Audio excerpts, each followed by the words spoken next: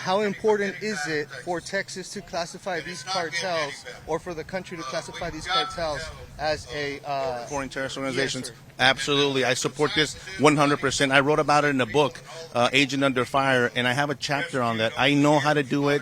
I know how to classify them. But most importantly, I understand what that designation does. A lot of people think that it means military intervention into Mexico, and that's not quite immediately what it does. What it does, it hurts the cartels financially. We seize their assets, we seize their properties, their bank accounts, everywhere in the world and the United States where they're at, and we weaken them that way. Also, by designating them as cartels, the criminal organizations in El Paso, in McAllen, all over the United States, in Chicago, that are working with them would now be associating with a terrorist. Well, guess what? We get to pick them up too, just like if you were dealing with ISIS. So we're way beyond that designation. We need it, and I'll tell you what, we need to hold Mexico accountable. They have a major role to play with this whole border issue.